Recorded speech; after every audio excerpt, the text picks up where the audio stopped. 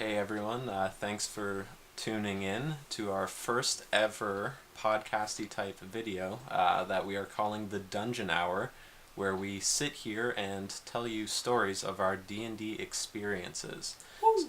I'm Matt. I'm Cody. I'm Blake. I'm James. Wonderful, James. Okay, so before we kind of get into this, we're going to tell you the story today of our Lord of the Rings campaign, which was our first experience ever with D&D. If you could call it Lord of the Rings. If you could call it D&D. If you could call it anything, really. Sorry, I laughed pretty loudly, so I kind of spiked the mic here, but hey. That's all right. So basically, the kind of context around this was that we were all done high school, and some of us were starting post-secondary, some of us were kind of going back and finishing things up. Basically, we didn't really have as much time to hang out, and this brought us together. D&D really kind of reunited our group of friends, and it was through community, actually. Yeah. Yeah. Because of the D&D episode, yeah. Yeah. Well, I mean, in that read, talking about bringing us back together, like, I'm sorry to kind of sidetrack here, but talking about bringing us back together, I don't think I'd seen most of you guys in a hell of a long time, because I had kind of broken off because of this school difference. Yeah. So. Yeah. So we basically found a common interest in D&D. We had no idea what the hell we were doing. Absolutely not. Like, when we started this out, we've come a long way since, but, like, we weren't playing with any books. Like, we were just making shit up. Oh. Yeah. I remember the first ever time we played using D6s instead of D20s. Yeah. I remember that. That was also a time when I didn't want anything to do with this. Yep. Yeah. Yeah. So that's basically kind of where we're coming from once we started to get into this. The DM of this campaign, a friend of ours, a former friend of ours, who, what are we going to refer to him as? Just Dumbo. Dumbo. Why not? Oh. Okay. Taking that route. All right. So well, it's something. It's a placeholder. Yeah, Dumbo kind of came to us with the proposal to play D&D and said that he could kind of do a Lord of the Rings campaign. So we all sat down and made characters, and who wants to really intro their I character? will intro my character first. So, I decided to play the rogue in our group. I liked playing rogue in a lot of video games, so I just took that aspect and I brought it to this. I made a rogue called Seth, and he went around essentially stealing things and later became the DM's favorite. And yeah. Utmost dripping sarcasm on favorite, by the way. Yeah, so I am a big fan of World of Warcraft and a big fan of hunters/ranger characters, so I basically played Sylvanas Windrunner, same name, same everything, same appearance. I'm very original, as you can tell. So original. 10 out of 10. Creativity. Yes. Now, as for someone who was brought to this after getting called out for ice cream and said, hey, we're going to play D&D instead, and want nothing to do with it, I decided to play the drunk mercenary that all he wanted in this world was money. I was our group's ranger. Didn't use much bows, though, but I used a lot of alcohol. That's true. And swords. And too many swords. All the swords. We had a couple other members with us who aren't here currently. And one of the main, I guess, protagonists we had for a little while was David, who played a character called Hallandir, who was he was a warrior who was essentially just very power hungry. Yeah. We'll dive into the power hungry character a little bit later when he becomes a little more story relevant. Yeah. Yep. What'd you play? Well, I sat and I came into this a little later, mind you, and found out kind of the team makeup ahead of time, and I figured, well, this is a bunch of melee fighters. They should probably have a healer in the group, so I took one for the team and decided to play a healer. Yeah, we did have our friend Neil with us as well. He played a warrior type character Ranger as as well. well. A ranger type character as well, but he really wanted to be like an avatar character. He wanted to be the avatar. Yeah. You know, Ong. Yeah, we're talking like Last Airbender here. He wanted to be that. And we also had with us the girlfriend of Dumbo, the DM, who played a black mage. Black mage. So an offensive powered mage, essentially. So that's all our characters and everything. Basically, since this is a Lord of the Rings campaign, our quest was to destroy the ring. So how our DM kind of introduced this to us was he said, okay, imagine that Bilbo never found the ring. The ring is lost. Nobody really knows like what happened. It's like the history was just kind of fucky.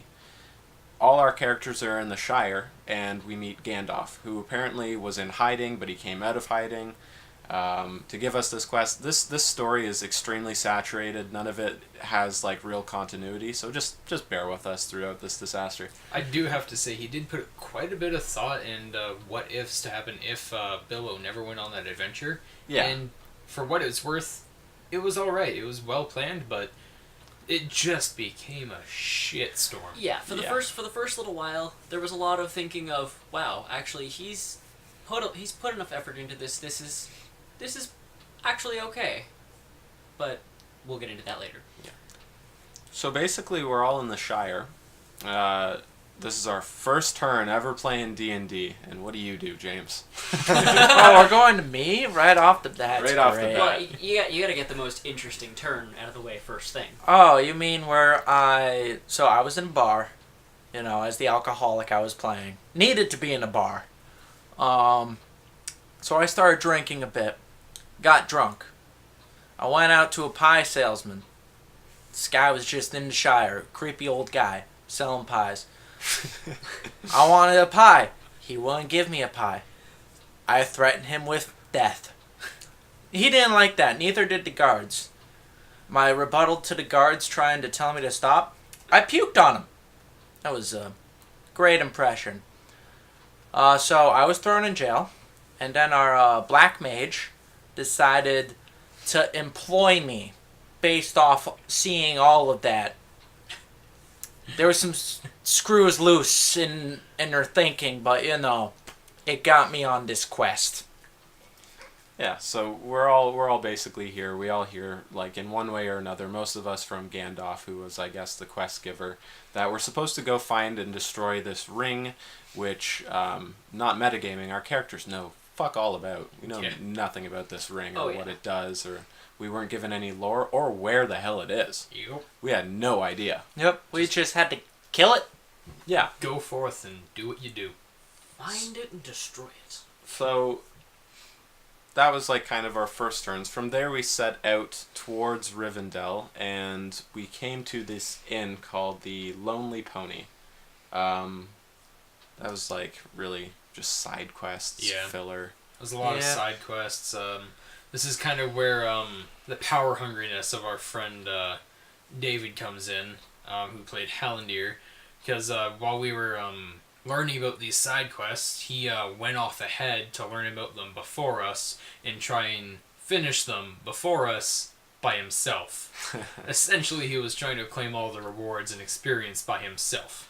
Yes. So none of us really took too kind to that, and neither did the DM, but the DM was biased in this sense and just wouldn't let him do it.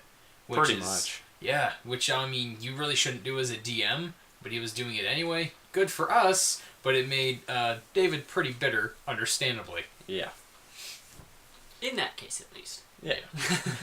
Yeah. So we kind of went through this Lonely Pony tavern or inn or whatever it was, back and forth between that and the city of Rivendell, because apparently they're really close and walking distance. Walking and distance. Rivendell's not like hidden in the mountains like it is in the No. cinematic Are adventures. Are you stupid? Rivendell is also, from my recollection, not even in the mountains at all, and in fact, a plains village next to a mountain. Yeah. It is next to a mountain. It's in the forest, I believe, right next to a mountain. A little distance away. But, yeah. So basically, we're doing a bunch of side quests. We're really getting to know how to play. We weren't using an actual like D&D system. We can't say we were playing 2nd edition, 3rd edition, whatever. This was homebrew. This was homebrew. We had made up stats and we'd roll and it's like, is that good enough? Nah. Yeah, sure, why not? Sure, why not? To cut out a lot of the fuckery, So our friend David ended up pissing off a hobbit messenger who was apparently a necromancer who decided to summon a bunch of zombies to attack the city of Rivendell. Always fun. Oh, that's how it got destroyed. Yes. Yeah, that's yes. Oh. And that's also, funny enough, right before I get introduced. Yeah. So Um, we basically showed up and tried to fight these zombies off, but it was like far too late. The city was already kind of fucked up. Yeah, we all get back. And then, I forget why, but for some reason, after we were all at the Lonely Pony, kind of resting up, think in the morning I decided to just go back. For some reason, I don't know why, I decided, fuck it, I'm gonna kill some zombies. Yeah. And I almost died. It's cool. And then apparently David and the Black Mage flew in on Griffins and helped me out. And then Yeah. we found this one, just in rubble. Yeah, my memories, to be perfectly honest, my memory is a little foggy. I remember something about my introduction being my first turn, I go off, and I'm picking herbs, and then I hear some commotion back in Rivendell, so I go running over. But as I come over the crest of the hill, I pass out for some reason. That's basically how Were it you was. like smoking the good shit?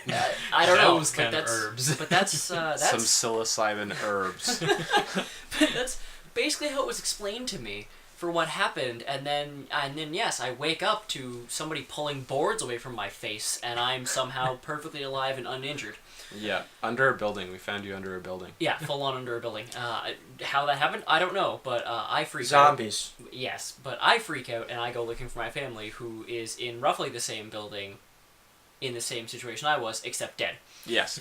Much more dead. Much. So Super dead. so At least 90% more. I believe whoever was there with me Hi. was this one and the other two.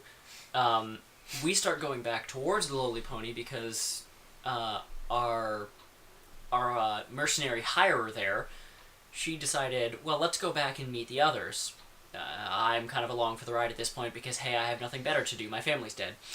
Yeah. And along the way, we run back into this group, and they just happen to have Mr. Tom Bombadil with them at that point. Oh my god, I forgot all about that. No, he Miss- is key, remember? He is key. Mr. Yes, Tom he- Bombadil, who is apparently God. Yeah. No, Yeah. he is. He is. He's like the opposing force to Morgoth, from my understanding. Like, he's Yeah. more powerful than Gandalf or Radagast or all those. See, this is also why it was wonderful to bring me into this, because I didn't and still know very little about Lord of the Rings. He's supposed to be like a force of good, but I think our party just kind of stumbled across him in the forest. Yeah. Like half the party, and then we went back. We found the other half of the party with Tom Bombadil, but I think he became friendly with our group, so he granted us one wish, which, keep that in mind, because that's going to come in handy in a few minutes. So after Rivendell's destroyed by zombies, we still don't know where the fuck the ring is. So what else are we going to do? We're going to go to Mirkwood. Another place with elves. Another place with elves, because why the hell not? Now this is the place where we... Is this the place with the conflict? I think so. Yeah. Yeah. yeah, there's a little bit of a conflict. So, on our way to Mirkwood, just something minute that should probably get mentioned because of later details. A few of us take different paths across the mountains that separate Oh, yeah. Rivendell and Mirkwood, and Separate us. 'Cause yeah. I wasn't with you guys when you did this bullshit. yeah. I went with, was it you? Yeah, it was just us. It was just me and Matt, and we went through the mountains. Some people went over the mountains. Matt and I went through, and we encountered the Goblin King, which I promptly, essentially snuck up behind and instantly killed in one hit with a dagger. Yeah. It was a really hard stab, Yeah. from what I heard. Very hard. We were using like certain systems with flanking being double damage and stealth being like double damage, so it was like quadruple damage, rolled like full damage. Some shit, he died in one hit. That was that. DM wasn't too pleased. But, Oh, he was pissed. Yeah. Yes. But he didn't contradict himself, luckily. And, Yeah. Yeah. let the dead die for now. Yeah, so we all meet up on the other side. I think they had like an easier time just kind of going over the mountains. And on the other side, we find this random city, not like lore related in the Lord of the Rings universe, that is in complete conflict. There's a massive conflict going on between elves and dwarves. Now, our party, made up of 3 elves. My character was an elf. My character was an elf. And then our black mage was also playing an elf. We are like, what the fuck? We'll join the elves. So we just jump in on this random conflict. Okay. Right? And really not much happened other than we fought the dwarves off and we met Gimli at this point.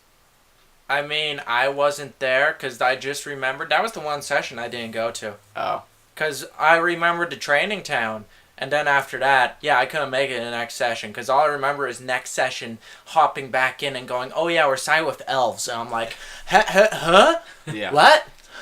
Gimli ran away and he seemed kind of suspicious. And someone may have mentioned that he may have had like a ring of power in his possession or something. Yeah, it was very like shorthanded, but like, oh, by the way, here's your clue. So we had like some sort of a lead to kind of go on. We continued from there into Mirkwood, fucked around in there a bit, did a little bit more side quests, one of which we found a temple, which led to The restoration. Right, yes, the restoration. Do you remember what happened there? I don't specifically remember the temple all that well. What I do remember is James here, his character, I did something here? trying for, I want to say, 6 turns while the rest of us were gathering information, trying to take the sword from the statue. Oh, right. Now I remember. I really wanted that sword. Because there was supposed to be something really powerful about this sword, so James's character tried and tried and tried and kept trying while the rest of us gathered information on this temple. Yep. Yeah. And I never got that sword. Not Ever. even by the end of this. Yeah. Basically, we went through this temple. We're just kind of saying this because it's relevant. At the end of the temple, there was a stone. The DM straight up out of game said, like, first one to touch the stone gets the reward.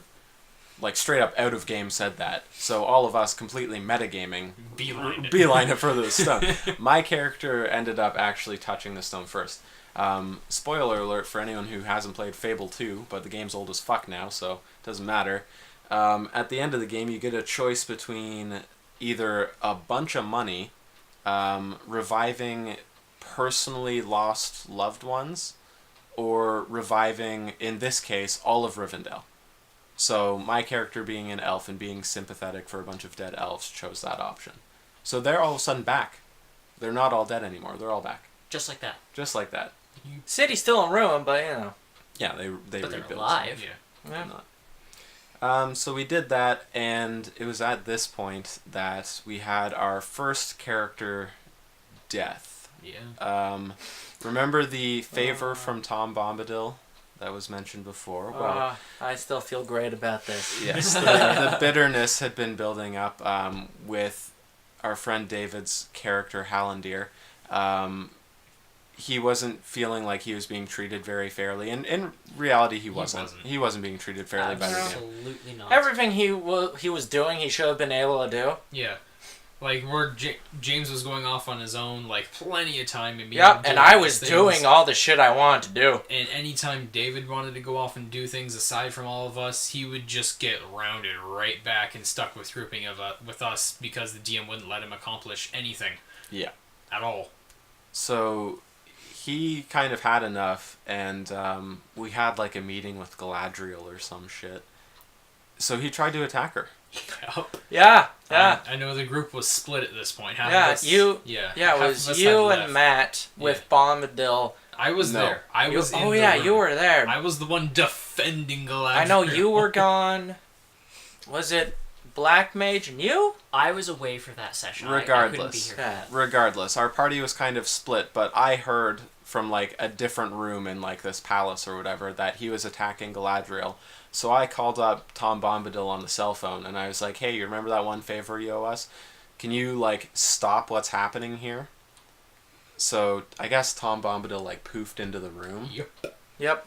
He essentially poofed right next to Hallandir and I, David and I. I was standing in between David and Galadriel, essentially like dodging slashes while still standing in the way. And Tom Bombadil was all like, "Yo, bro, stop." And David was all like, "Nah." And Bombadil was all like, "If you don't, I'll kill ya." And David was all like, "Nah." He didn't care. So, poof. Tom Bombadil, Doug Dimmadome killed David. From what I remember, just ruptured his insides and completely destroyed him from the inside out. Oh yeah, he just exploded him. Yeah, it was brutal. It was brutal. Like, his body was intact, but his insides were no longer. Rest in peace. Not really. Also, I'm with Cody here on hell, if I could say that man's name properly, because for the longest time we called him Bomb Tombadil. Because there was enough times during that campaign that he just showed up and literally exploded things. Yeah. So we started calling him Bomb Tombadil. Yeah. So there's the first character death. A little bit of ridiculous there. Ridiculousness. At this point, we went back to Rivendell, to the now resurrected elves, and here is where we got in, I think, most of our opinions, like the most fun, like, quest chain I'd say so. out of the entire campaign. Because there was a lot actually happening with that. It actually made it interesting again. Yeah, so we heard about a group of 12 called the Brotherhood of Shadows. I don't know why this was relevant to our end quest, But somehow it became. but we were like, oh, Yeah. this sounds cool. It was introduced as a side quest, but later became the main quest. And out of like context, it was because the DM ran out of ideas how to progress the main quest, and was just like, smush the two. So if you can think back to what our actual quest was here to find the ring, we've like seen one lead so far, and that escaped us. Maybe we were just shit. Like, Probably. but so we decided to pursue this whole Brotherhood of Shadows thing. So we started tracking down the various members. There's 12 of them, and started taking out a couple of them. It was ridiculous, some of the fights.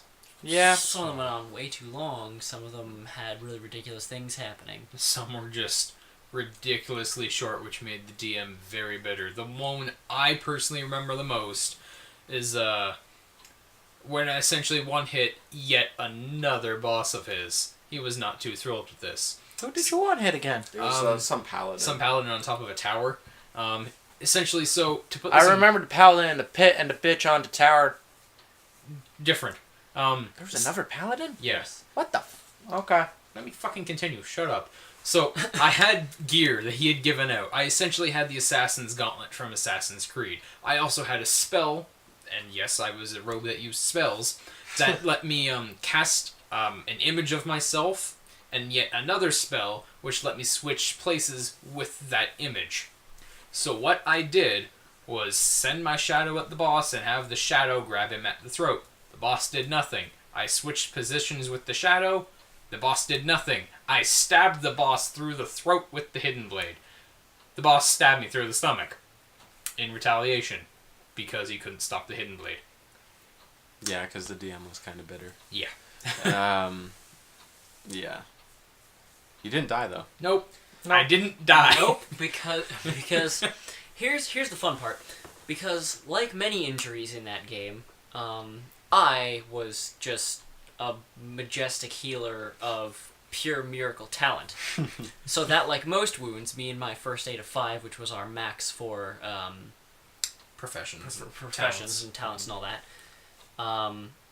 If I rolled high enough, it didn't matter that I had literally no supplies at all whatsoever, or potions or anything. I could just do things if I rolled high enough. So that, like most wounds, I simply rolled high enough and used my, hand strength of diamond compression to close wounds. There's another one of the Brotherhood of Shadows. She slit James's throat. Yes. Full on. Slit your throat, and then Should have been dying, and I walked over, and I believe I rolled 17, and just closed his throat just like that. Just, He couldn't. I'm good. I had had no bandages, I had no sutures, I had no needle, I had nothing.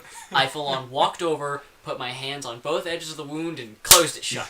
That was it. That's the perfect analogy for what this campaign was. Yeah. And the only downside to that was he couldn't talk for a while because his throat was sore. Yes.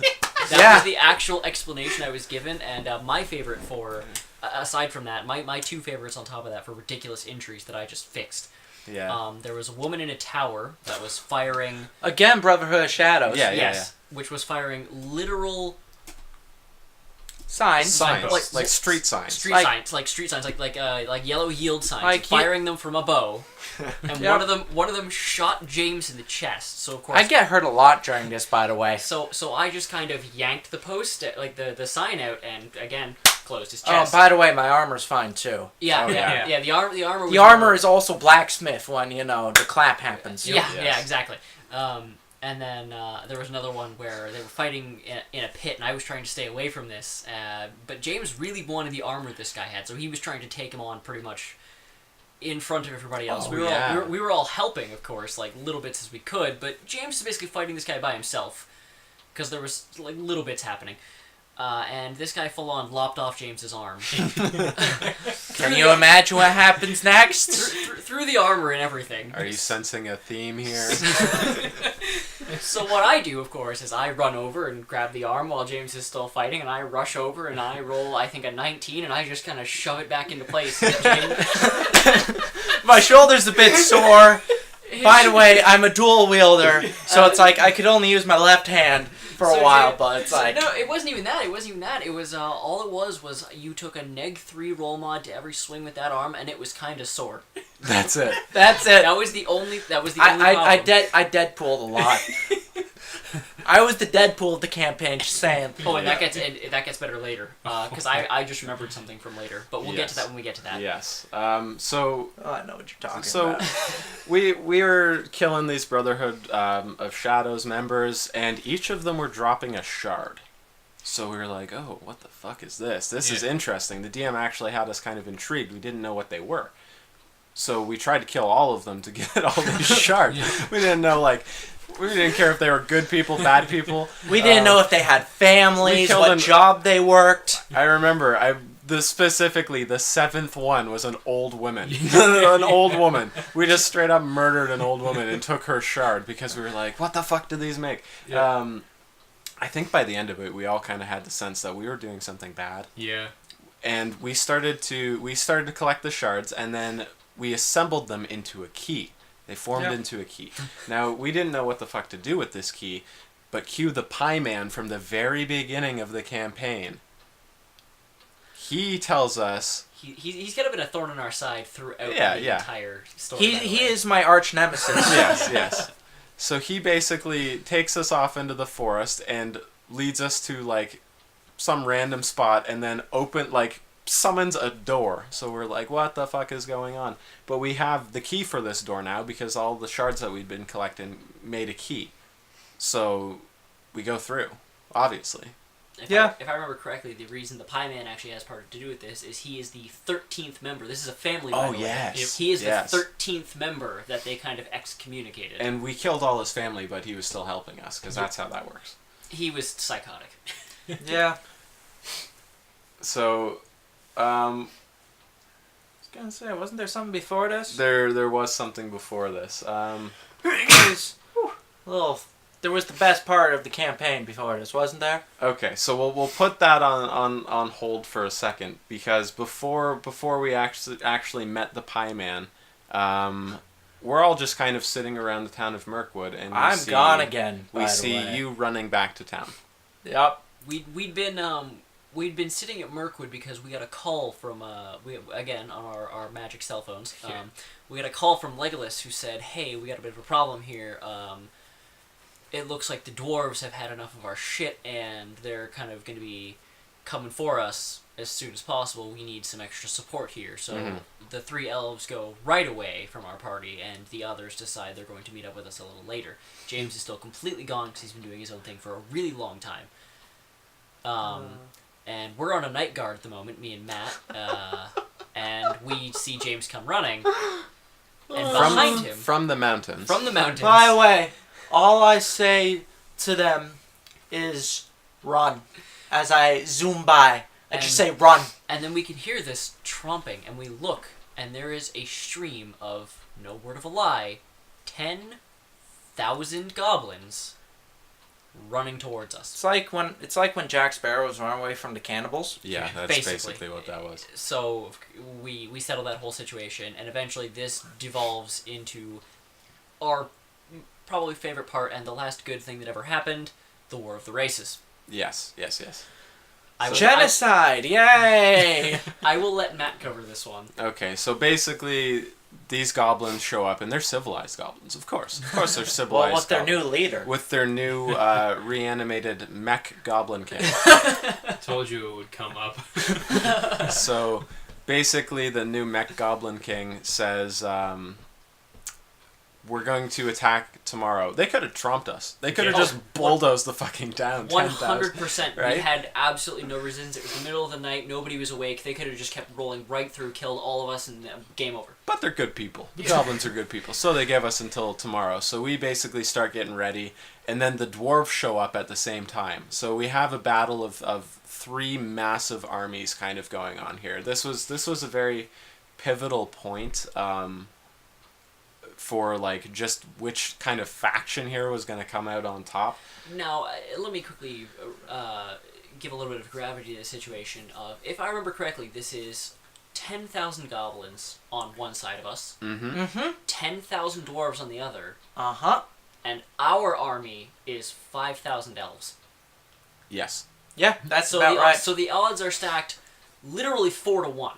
Yeah. Yeah. However, However, I'm a fucking genius. Yeah. Genius, you put me on the Vanguard. Yes, I did. Okay, so I'm gonna cut the shit, and I pulled a Miltiades here from the Battle of Marathon. We thinned our centers, reinforced our flanks, put them in a circle pit of killing. Yeah, it was like a wall of death at a metal concert. Yeah, look it up, people. This shit actually happened. It was just... I'm not really sure what to put as that, but it was a miracle it worked. Yeah, it was a miracle I didn't die by the Mecha Goblin King. That too. I think we focused on the goblins, killed them, and then like turned around and the dwarves were like we Kind of took fighting them. The dwarves were kind of fighting the goblins with us since the goblins decided to charge in from the side, and they kind of got squished between the two armies, and they just got leveled because of that. Yeah, pretty much. But we were able to take out both of them. No.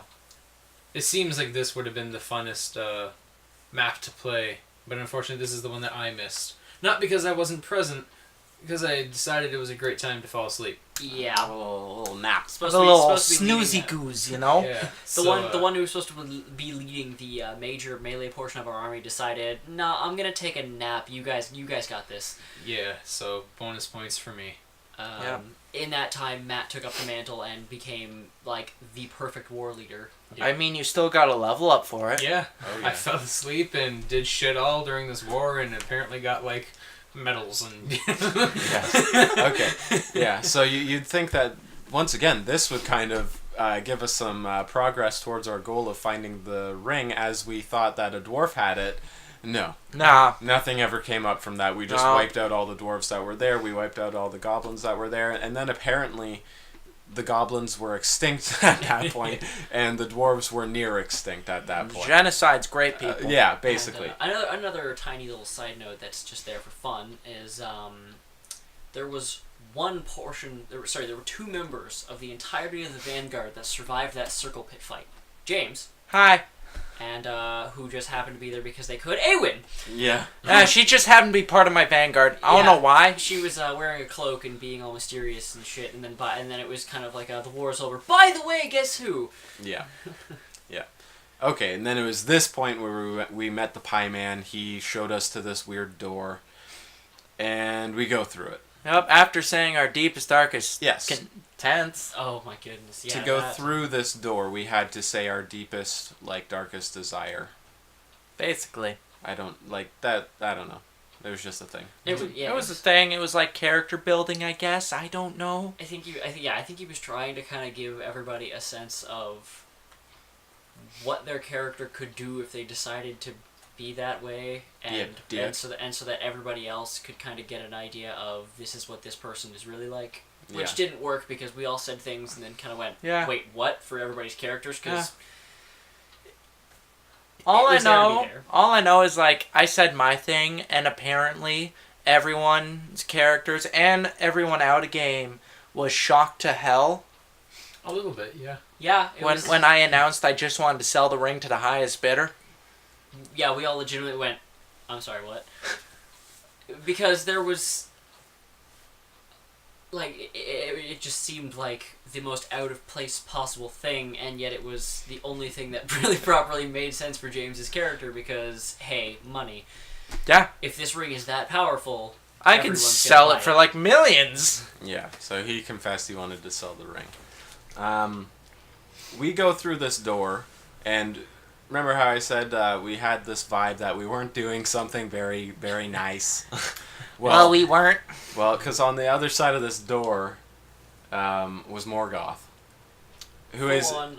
I mean, literal devil of the world, Morgoth. Yeah. I mean, that's how they saw him when they got in, because I had a little solo turn before, and when I entered, he was just a shriveled up old man. Yeah, so we basically gave him his power back. You had a very pivotal kind of plot point during this. This is where you kind of got your powers, isn't it? I was going to say, Dan. No, that was much later. I was going to say Neil had the plot point. Jesus Christ. Okay, to cut the shit, we basically tried to turn tail and run, I think, after, like, realizing what the fuck was going on. Tom Bombadil possessed our friend Neil's character and gave him, like, super strength. Nothing, really. Super strength at that moment, but after then, nothing.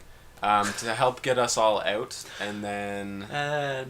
that was basically it. And then I got possessed by Morgoth, and he gave me super strength all the time. Yeah. As well as, if I remember correctly, a little bit more down the road, immortality. I mean, that's way down the road. Way down. Alright, so we'll touch on that later. Yeah. So we finished the Brotherhood of Shadows quests of effectively unleashing the Satan of the Lord of the Rings universe back into the world. Yay, Satan! Now, this is where a lot of the... As ridiculous as all of this was, we were still... We were somehow on board. We were on board. This was like a good 3 or 4 months. We were still new to D&D, and it was all... We were enjoying it until this point. Because as ludicrous as everything was up to this point, it was still in good fun. And this is where it stopped being fun, and we actually started looking at it going, wait, what in the fuck is this? Like, what's happening right now? I really, really think that Dumbo just ran out of ideas and was kind of just like, yeah, you're going to go do this now and this now. You think he started putting anime into it? Yeah. 100%, yeah, we started getting a bunch of anime like, things going Neil on. became the Gorilla Man from Dragon Ball. Yes. Literally, yes, he became... There was a portion where he was given the... An Ozaru. There we go. Given the Ozaru tail, and he just kind of transformed at night. There was another point where... which, I mean, it was a little bit fun, but we got the Philosopher's Stone. I held on to it for some reason. From Full Metal Alchemist. So essentially the power of creation in the palm of our hands. Yep. And they trusted all to me.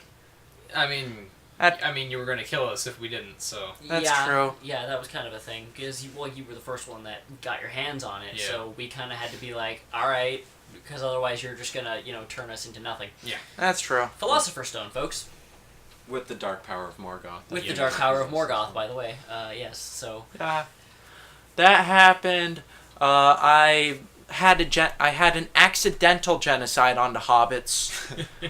After giving Morgoth the ring, having him exit my body, I wanted no witnesses, so I produced a tiny little shadow ball, flicked it at some... Okay, how, just so that this makes sense, where did you get the ring? Very briefly. Oh yeah, very briefly. So, I went off on my own. As is tradition. After Brotherhood of Shadows. Brotherhood of Shadows, because Morgoth basically told me, hey, Gimli has the ring, and it's here. So I'm like, okay, cool. I go off to as of now, Iron Foothills. I go in, I see a Gimli guy. I kill him. I get the ring. Just like that. He had the ring, but you just killed him. I killed him. It was great. Probably because Morgoth was there, but I don't know. And then, before heading back, I became a millionaire. I had a bag of infinite holding. And I exploded the Iron Foothills and made it the Iron Footfields. Which you were All very in a span of a turn. Which you were very adamant about calling it thus.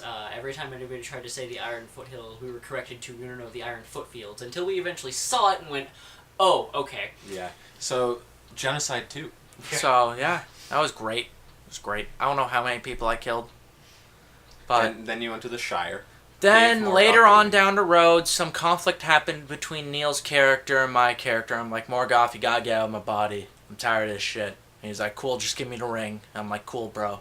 We can do this in the back alleys of the Shire. Now, you guys gotta remember that our characters don't know, like, Yeah. we're starting to pick up that this thing's important, but, like, we weren't metagaming at, like, too much at this point. Yeah, they don't even know I have the ring. Yeah. I just kind of went there, came back, they're like, you find anything? Nah. But We were doing a lot of little things here and there at this point, trying to find this, and it just wasn't happening. yeah.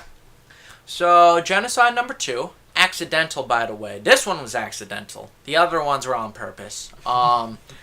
So I do the deal. Give him the ring. He exits my body. He leaves me with like the ability to create shadow balls at the cost of my HP, basically.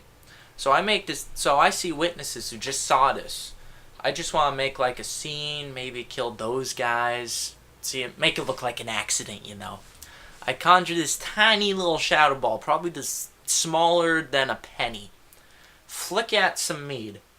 I didn't realize how highly explosive this shadow ball was when it hit the mead. But everything went ablaze. I mean everything, and everyone died in fire. So all the hobbits you know and love died. Except Frodo. Except Frodo. Because he was our farmer later. Yes. We tortured. Well, sorry. I say we. Cody's character tortured the ever-loving shit out of Frodo. I mean, I personally think he deserved it, but I guess that's personal bias. But yeah, so that was genocide, accidental genocide. But now Morgoth has the ring. That was cool. Now Morgoth has the ring. None of the rest of us know this. Another ridiculous plot point that kind of happened. Remember the Pie Man? Well, he built a mech suit. He built himself a Gundam suit out of pots, and he flew around using the power of bees. So, he single-handedly just completely destroyed what was called Gondor, because Dumbo didn't know too much about the universe, but it was really Minas Tirith. Yeah, after my failed revolution. Yeah, you tried to revolutionize it. Yes. He just destroyed it. He killed everyone with a swarm of bees. They all died. Everyone. In the DM's words, he finished my revolution. Yes. And to give a little bit more context to that as well, sorry, not context, but a little more explanation as to things that happened afterwards. When passing by later, we saw the fallout of this, which was the entirety of Minas Tirith was apparently a beehive. Yeah. You could The equivalent. You could hear the buzzing from literally hundreds of miles away. Like we were looking through what would basically be an old school like telescope at this thing, and you could hear the buzzing from there. It was ridiculous. So, directionless, not sure where to go, because the DM hasn't really thrown us a bone, because we didn't know anything that James's character had done. As a group, we decided we were going to go off to this Monk Island, which we had been hearing of. And basically, we were promised the chance to basically power up, kind of power level a bit, gain some new abilities. And this is really where Neil's storyline, our friend Neil, who had Tom Bombadil's kind of spirit in him, really picked up and ended. All at once, by the way. All at To once. bring into context why is because he'd been bitching a lot about not having his elemental powers that he wanted, and because some of our other lores, mostly mine, because I'm not kidding when I said the DM was biased towards me. He like implemented a lot of things for me alone, and Neil was like feeling left out and a little hurt on the inside. Understandable. He was being a little baby boo. Little baby. And Just a wee baby. so the DM was like, "All right, bone thrown." Very hard. A Directly very hard throw. into his skull, basically. Yeah. Into his throat, actually. Okay. See, I didn't see this, by the way. We'll get to that in a second, though. So we get to this monk island, we do some training, and then these forces that, I guess some king that was out to find Neil's character starts invading the island while we're there. And this is where you got your powers that we were mentioning before. This is where some big shit happens. So I was given, as much as I was playing the healer white mage, I had more so wanted to play what I would consider a red mage, basically just a battle mage, sort of like in between, where I would use melee weapons and both kinds of spells, but I never got that opportunity. I just kind of wasn't allowed in the same way Hellendir wasn't allowed to do a lot of stuff. Yeah. I was stuck as the healer, and that was it. So, but I had been given one major spell. It was called Banish, which I could just create portals to another world, and things would get sucked into it. So, of course, this king is trying to kill Neil, and everything's going to shit, so I'm like, alright, I'm just gonna use this. Well, I use it, and this guy just happens to have a ring of absorption, where he just kind of takes the spell and throws it back at you. So he did, so I get pulled in. And this portal stays open, but no longer has the sucking effect, apparently, because nothing else got pulled in with me. It was just me, but it was open this entire time. Mm-hmm. Now, I fall into this pillar, onto this pillar, surrounded by a literal lake of fire, with darkness all around, and I'm, like, far enough down that there's literally no way I'm going to be after this portal. I mean, was darkness imprisoning you? You fell into a burning ring of fire. You went down, down, down. Puns for days. But I'm standing there and I'm looking around and I can hear these noises, and I look around and from D&D itself, actual beholders start showing up. For some reason, looking at them is not instantaneously killing me, which is what beholders do, by the way. Yeah, they have like different beams they can just like disintegrate you with and shit, right? Yeah, but so I'm standing there, and at first I'm thinking, okay, so I have no attack spells. I have a wooden staff as my only weapon. Because again, I wasn't allowed to have things. And I'm way too far away from my portal and have no control over it because I'm too far away from it. Because there is apparently some form of control I have over this while I'm in range of it.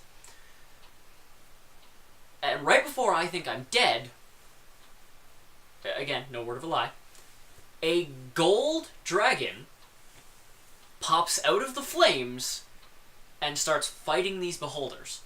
Taking them on by itself, just completely fucking them up. Well, I see it's injured, so I start going, well, here goes nothing, so I start throwing healing spells at the dragon. It realizes this and is like, oh hey, you're a friend, so it starts defending me. Well, there becomes way too many of them. At about this point, I don't know what was specifically happening out on the outside, but more going to shit fighting. We were all basically fighting the armies of this mad king who was coming in to try and kill Neil's character. After we got out of being held or whatever. Yeah, we were like held hostage for a brief moment or something. So Neil's getting real fucked up out there, and he gets thrown into the portal at this point. Now, I am informed, once he hits the ground, I am informed that that portal is closing, and it only has enough energy to put one of us back through if I pull it far enough to grab us and push us through. So my choice is, let Neil die in this world that he doesn't understand, where he's half unconscious and can barely move his limbs, or I can restore him quickly with whatever spells I have left and throw him back through. And my character, being the way they are, goes, this is his story, not mine. Boo. Boo! So I try to do the super heroic thing. I heal him basically back to full. I launch him through, and the portal closes. Now, what they didn't see is the beholders start attacking, the dragon does what it can, but this pillar we're standing on crumbles. Now, it being a golden dragon, can't survive fire, But it came from the fire. Which was the stupid part. It was on fire and apparently in a lot of pain that entire time. Oh, okay. Huh. But being a dragon, it was like all powerful, so it could survive for as long as it did. Yeah, that's fine. But even it realized, hey, beneath the fire is lava, and it certainly can't survive lava. So it just kind of wraps me in its wings and goes, well, we're already dying as is. Might as well try and save you for a little bit longer. And I'm like sitting here thinking, that's worse, because I'm being cooked inside this dragon before I actually die. Because I'm wrapped up completely. Like, literally, it's not even getting through. I have to watch it slowly deteriorate around me as I slowly cook inside of this dragon prison. Oh, I could say a joke, but I'm not going to. I was a baked potato elf, basically. I mean, yeah, sure. Let's take that approach. Alright. So, what happens because of this, apparently, is I am recognized by the gods of the world as being heroic beyond recognition. You're just being a white mage. Yeah, basically. But this is apparently the most, heroic thing that could have been done in that moment. So, I find myself waking up, standing literally just atop a mountain. I don't know where, but I'm atop a mountain, fully alive, and I'm wearing a cuirass made of this golden dragon's scales. And I'm just alive. But I'm wearing white robes underneath. And if this hasn't been enough of a clue, I'm also holding a white staff. You become the white wizard that does nothing. The literal long and short of it is, yes, I become the white wizard that does fuck all for the world because I didn't gain any extra magical powers from this. I just kind of became the white wizard, and that was the long and short. You got a title? Yeah. I got a title. That was I got a title and armor that did not live up to its name. It was a literal cuirass made out of It was like supposedly impierceable dragon scale that got pierced multiple times. It's like really, it was just made out of tinfoil. Yeah, basically golden tinfoil. I mean, I think my plate armor on a rogue did better than your dragon did. Yes, full 100%. Yes, that's what happened. But anyways, so back on the other side of the portal, Neil's character kind of gets launched through, and he's back at high health. He's ready to fight, and Dumbo the DM starts giving him some of his elemental powers that he had been wanting. We're basically, the rest of the party is kind of fighting off guards, trying to let Neil's character finish off the king that was trying to come and kill him, and it was Neil ended up rolling really low, multiple times in a row, and they ended up killing each other. I think the king stabbed Neil through, and then Neil cut his head off while he was stabbed through or something crazy like that. Some shit like that. But basically we had one opportunity to try and do a first aid check on Neil, and the one time it doesn't work. Yeah. The one time we just can't. There. Yeah, we didn't have the white mage. Yeah. You didn't have my diamond melding hands. Yeah. So that was basically the main things that happened on the Monk Island. Now we set sail back from this island back towards the mainland. We had gained a bunch of levels, and side note, the DM's girlfriend didn't come. She wasn't present for these sessions where we. I think it was school stuff. She was at school, so she wasn't present for any of these sessions where we power leveled on the island. So when we got back to mainland, she was present for that session. He just gave her all of the levels that we had gained. Oh yeah, by the way, that wasn't a one-time thing. That was all the time. If someone missed a couple levels, it was I'll bring you up to match the group. Yeah. He would just make it so that we were all kind of the same level. So regardless of how hard you worked, if someone else was working harder, you could really just sit back and relax because you were going to match their level anyway. Eventually. Yep. Eventually. You might lose against a couple wolves, but if you're about to go fight some king from another land, then hey, you're matching everyone's levels by then. Yep. Yeah. Okay. So this is where the point where you got your immortality and stuff like that. That was after some stuff. That was after some stuff. Why don't you explain some stuff? Some stuff. All right. So let's keep it brief. All right, keeping it brief. So we get back, right? We somehow the Shire's back. Oh, I yeah. don't Things know just how. pop up back into existence. They had a respawn time. Yeah, like, after I did the accidental genocide, apparently it was for naught, because the shower was back in booming condition. Oh yeah, 100%. I don't know how, but it was. But, I don't know how as well that we had the ring again. Yeah, All I knew... This campaign took place, like, quite a few years ago now at this point. So some of the details are blurry, but we got the ring back somehow. Got the ring. All I knew is that when I heard we got the ring back, my character was like, fuck, I'm gonna be in big shit by Mr. Satan. So we get back, and who's there waiting for us at the Shire, rolling up in his, with his ring wraiths and his Sauron and everyone that we didn't want to encounter? It's Mr. Satan himself. Yeah. Hercule. Now at this point, the specific thing is we don't just have the ring. The White Mage specifically has the ring. The White Somehow, Wizard. yeah. White Wizard. Yeah, the White. Yes. Sorry. Yeah. I full on Final Fantasy 1 upgraded from Mage to Wizard. Yep, there you go. But yeah, the White Wizard has the ring and says, Morgoth goes, oh hey, if we don't get the ring, I'm going to kill the White Wizard. And you passed it to me. I think because at this point... You passed it to me. No. I forget who specifically I passed it to. Okay, yes, I passed it to you had to choose between if this one dies or, Mr. Satan gets the ring. Yeah, so you threw me the ring, Morgoth kind of like grabbed you and was going to kill you. And Morgoth, to put into context, is supposed to be like fucking massive, like a titan or some shit. But he was just like a normal Death Knight looking dude in this campaign, this kind of context. But he was still really powerful. He was the final goal, he had the final boss, so he took the White Wizard and was about to kill the White Wizard.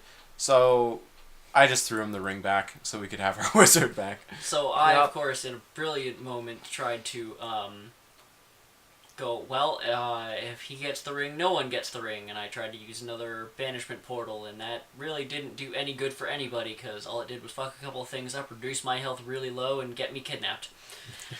Yeah. And at this point, Morgoth, remembering my loyalty to him, said, hey, you want to join us? I was like, sure, cool, sounds good. See you guys. Basically, he promised me a whole city worth of gold. Way more than what they were giving me. I think I was hired on for like 100 gold. Yeah. So I'm like, more money? Yeah, see you guys. So my fuckery began. I basically did some jobs while they were doing stuff. Ran into them once. I flew down on a fell beast and said, hey, how's it going? Mm-hmm. Just running some evil errands. Next time I see ya, I'm gonna kill ya. Yeah. Gotta check up with the family and whatnot. So go do evil errands. Go check up on every base, basically, that they have. Come back and go retake Gondor again after it's been reestablished by one of the guy's sons. Faramir. By Faramir. He reestablished it. I came in after he actually knighted me as one of the Knights of Gondor. I'm like, okay, cool. So I walk in, they think everything's hunky-dory, and then I go and kill him. And take the city for the orcs. So I'm waiting for my reward, do some more stuff, come back to the Black Gate and report in and go, hey, where's my stuff? Where's my stuff you promised me? So I go up, and it's Sauron that actually does all this, not Morgoth. He just says, go see Sauron. I'm like, okay, cool. I go see him. He touches my head. Gives a little head pat, a little, goes, you've been a pretty swell kid. Here's some immortality. I'm like, cool. And now I'm going to cut your head off from your body, chuck your head all the way as far as I can, which was probably the most impressive throw known to mankind ever. I mean, this is like a Hail Mary times 10. And just lets my body drop. Let the bodies hit the floor. Yeah. And then as my head's flying over, I see these guys approaching the Black Gate. And all I can say in the rut that I'm in is, get my body. Yeah. We fucked around. We were able to restore James, his head back with By his the body. same way that everything happens with Oh, yeah. the clap. Just jamming it back on The there. magic clap. And I forget exactly how I got out of there, but basically it was a long string of how the fuck did I do that before I kind of got myself halfway out of, fucking Mordor by myself before the rest of the crew was like, hey, we're here to save you. I was like, okay. Yeah. We basically, kind of fronted an assault on, the Black Gate, and we did something. We had a bunch of ridiculous spells. We destroyed the Black Gate. Yeah. We're able to get these two out, and then the DM didn't like that. Dumbo didn't like that, so he just popped it up again. He's like, oh yeah, it just forms again, but twice as high. Okay. And we're like, okay, so obviously you don't want us in there. So this is really, we're like, okay, what the fuck else are we going to do in this world? This campaign is clearly drawing to an end. The DM's clearly running out of ideas, and we're almost we're probably max level by this point. We're like, hey, let's go kill Smog. I mean, you guys did that while I was evil. So Yeah. I have no clue what happened there. Yeah, you're going doing evil shit. Whatever. We go to the Lonely Mountain. There's no secret shit to get in. We just walked in, I'm pretty sure. Yeah. Yep. Yeah. Just front door. Front door. We just walked right in. We find Smog laying atop piles and piles of gold, and he's like, why are you guys here? And we're like, oh, we're gonna take your gold. And he's like, no, you're not. And we're like, yeah, we are. And he's like, oh, okay. No word of a lie. That's more paraphrasing than it is just, hilarity. That's actually That's what happened. literally what happened. And then So- he just kind of rolled over onto his back and was like, here you go, kill me. And so we started we took millions of gold. We didn't even kill him. Yeah. We felt so fucking ridiculous. We felt so bad, and this was just so pitiful. The DM was just pouting through this whole thing because he knew no one was having fun. He wasn't having fun doing it. I don't even know why this was all happening. We just took all the gold. We took it all. And then we left the mountain, and he flew out of the mountain, and he's like, give me the gold back. And we're like, no. And then he flew away.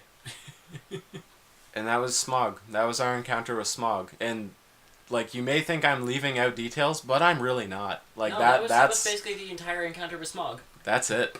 I mean, I remember one paraphrasing, there was a naked Pierce Hawthorne. Oh, yeah. Yeah. Pierce Hawthorne suddenly rode him out of the mountain when he came out. Yeah. He had, minor stories, but it's not even worth getting into. No. So really at this point, we're all fucking done with this campaign. The DM knows that we're done with this campaign, so we might as well finish it. We've come this far, we might as well finish it. Now, I just want to put in a couple of things that were actually fun because we made them, because you guys made them happen. With their bountiful riches. Are you talking about the cruise ship? I'm about to talk about the cruise ship. Oh, that was beautiful. Yeah. So Neil went through 3 characters in this campaign. Only 2. Only two? 2. Yeah. His second Yes, character... sorry, yes. The second one survived the initial crazy thing with James's Shadow Ball. Yes, and then we stuck him on a cruise ship. His name was Devaros. Yes. Just call him Dave. So what happened first to this guy is this guy came along, he was severely underleveled, he was getting the shit kicked out of him 9 times out of 10, but he was around and it was a way to keep Neil as part of the game. Well, we, in our thing, I believe it was either trying to find Smog or just after Smog. It was after Smog. It was just after Smog. We found this fortress, we were fighting a bunch of stuff, we all left, but we'd kind of forgotten Neil's body inside.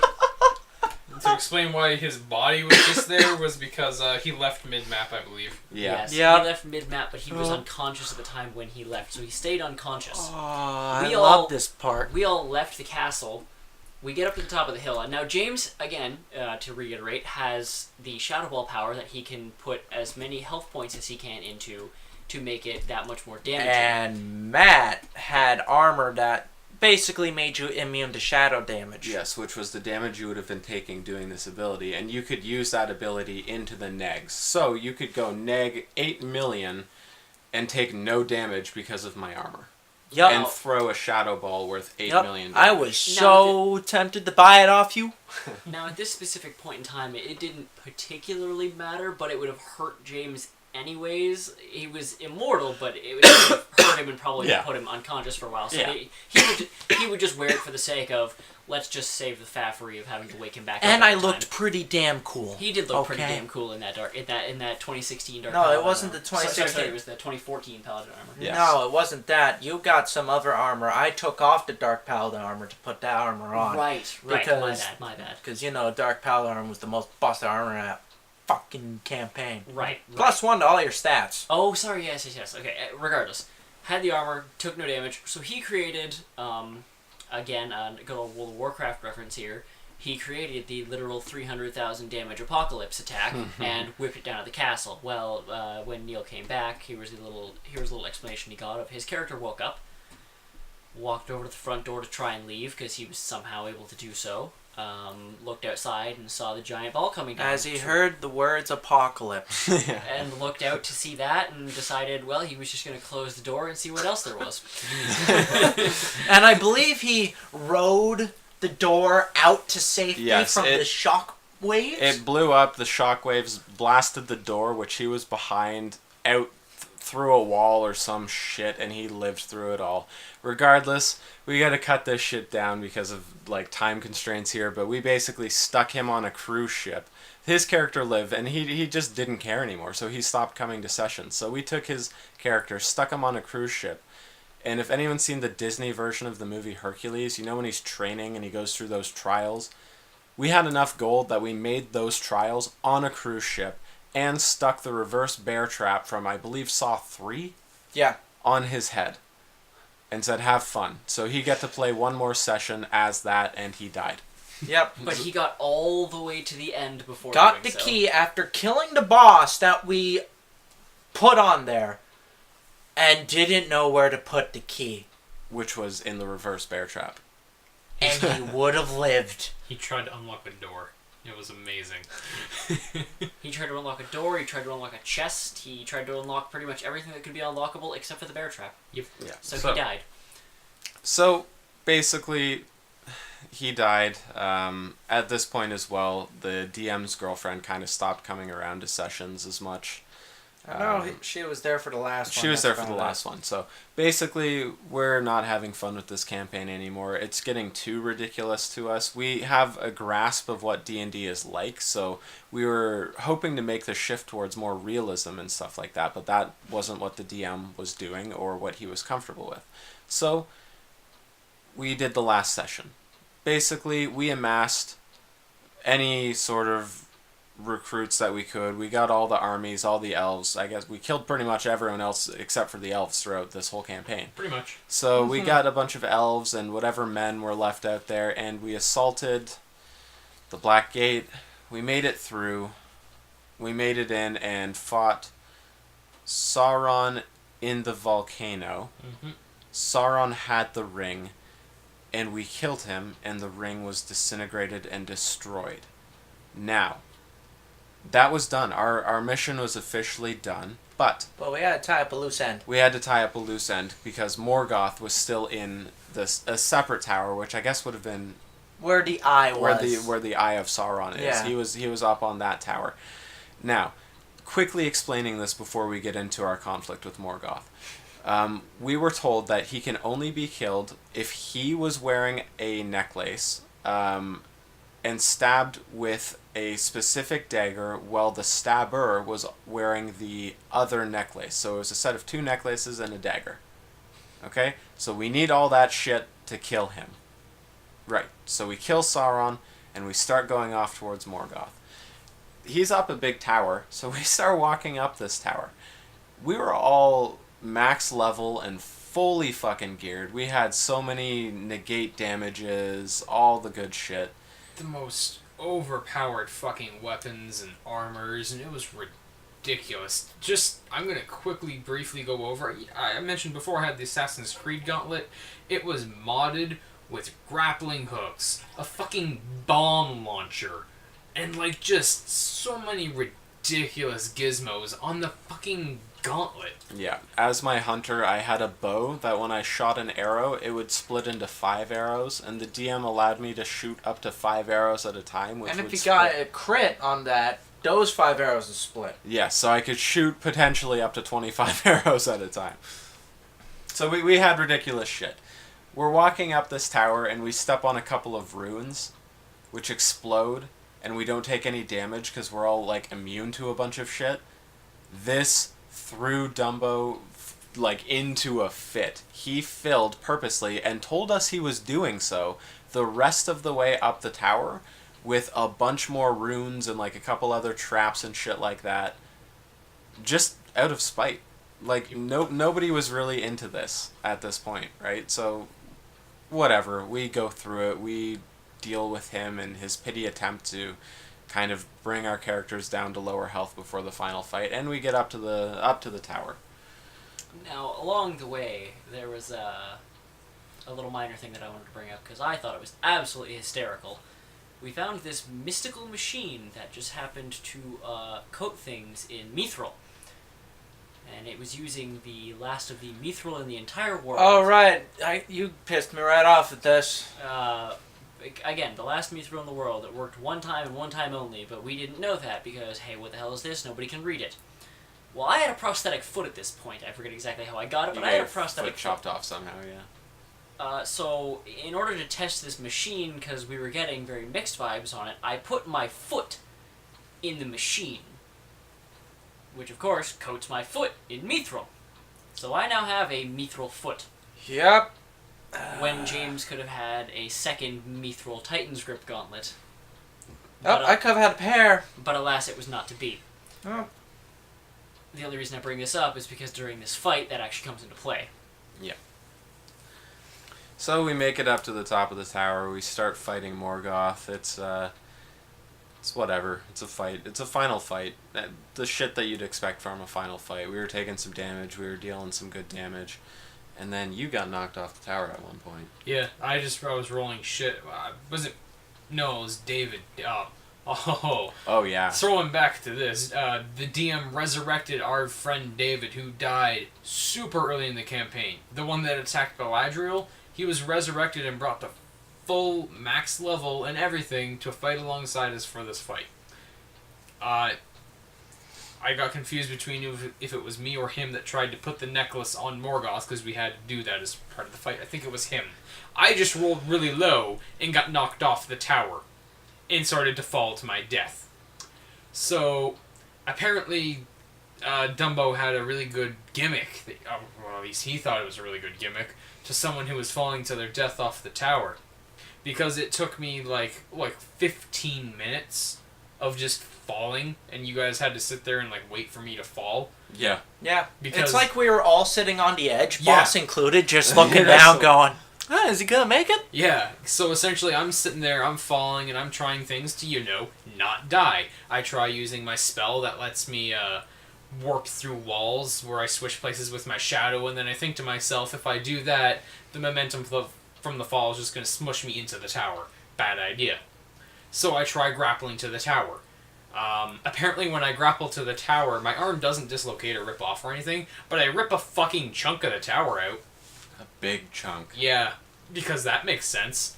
So, I tried a couple more times, and that doesn't work, so my character tries the next best thing, in his opinion, because I was getting very close to the ground. I couldn't warp in, I couldn't teleport, I couldn't grapple, and so I just get on top of this hunk of rubble, and I, extend my cape and my jacket, and I try and, just parachute down.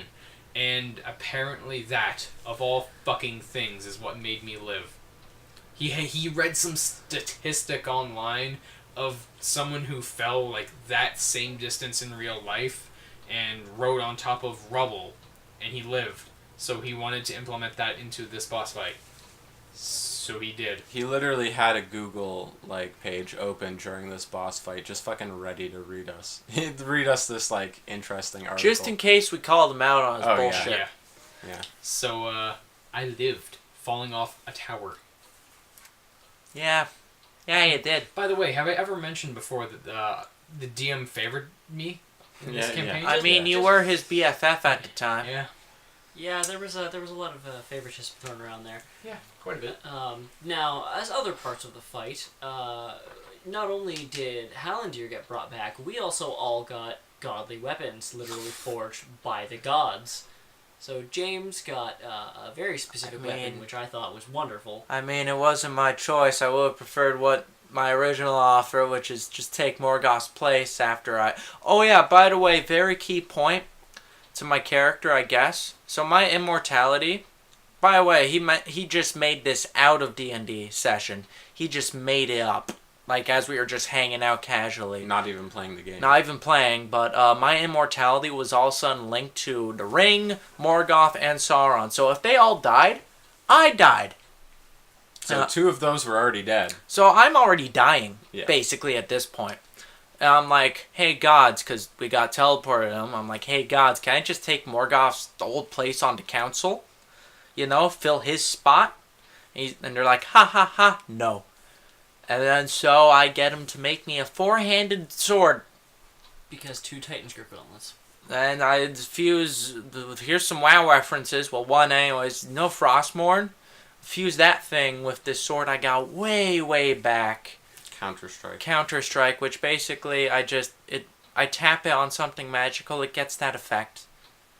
It was pretty rad.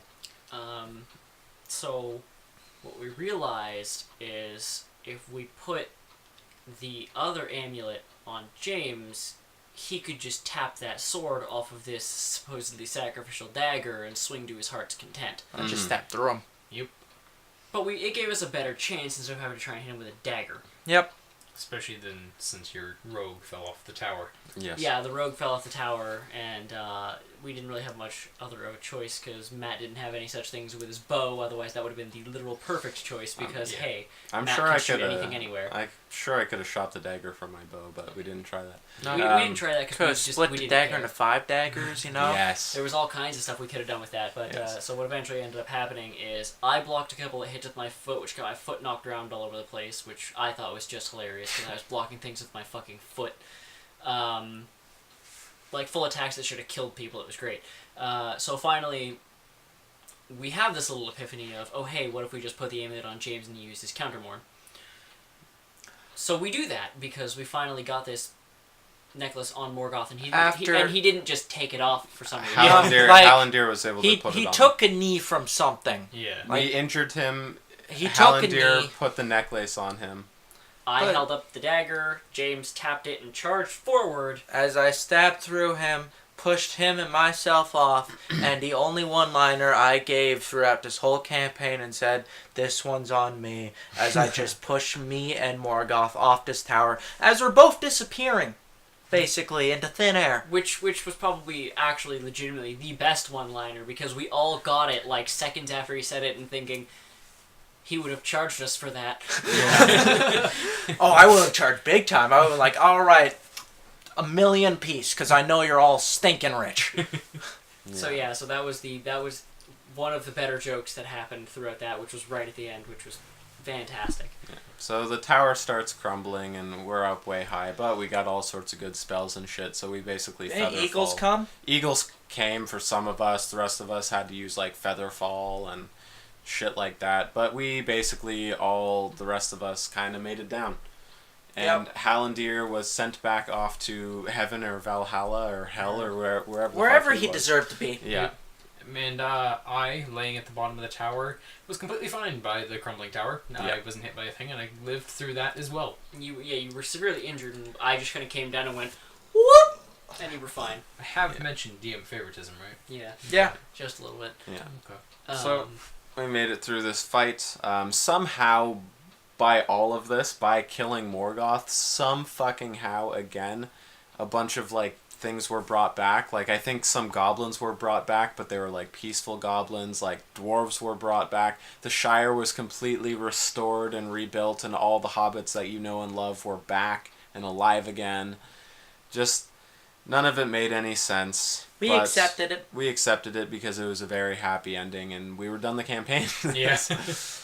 Yeah, I believe the last 4 sessions, every time before it started, we were all here before Jason, and we all said to each other, it's almost over. It's almost over, yeah. Is what we kept telling ourselves again and again and again, just so we could finally be done with it and move on to what we now have, which is an amazing thing. Yes. Oh, I mean, the last couple minutes of that last session was him trying to set up another campaign. Yeah. Which Well, we don't even need to talk about that. I mean, let that come to fruition. I mean, they basically got on a boat, and that was that. Yeah, rode off to wherever it was that he I was... think their boat just sunk. That's what I fucking hope so. That's we basically, some of us chose to get on a boat with those characters, some of us chose to make new characters to go towards like a second campaign that I guess he was planning, which never happened because I saw the writing, I saw it actually written out. We were just being polite by like sending our characters, but I don't think any of us were truly interested in going through all that no fuckery one was again. going to do it. Absolutely no one was going to touch that with a fucking 9,000 foot pole. Hey, I mean, it's the reason that campaign didn't happen is the reason why is why he's back in our hearts. Yeah. Yeah. Yeah, that's a little something that got touched on. I don't know if we want to touch on No, that. well, we'll get into that. Another story for another time. Yeah, but basically, this was a long, convoluted campaign full of much fuckery. But it was our first experience with D&D. It got us all hanging out together, and it gave us a really good example of what not to do. Yeah, exactly. Don't copy Dumbo. Don't copy Dumbo. Don't just make shit up, like, as you're going. Yeah. I mean, if you do it, be good at it at least. Yeah, that's true. And for the love of every god there is, do not throw fits when players use items you gave them. Oh my god. Yeah. Again, stories for another time. If we ever have a session like this where we just talk about like items and stuff in games, I will definitely talk about my little experience with my other D&D crew. But yeah. 100%, don't do that, guys. This has been a big PSA of don't be Dumbo. I'm gonna make that a sign now. I'm gonna post it everywhere. Don't be Dumbo. Yeah.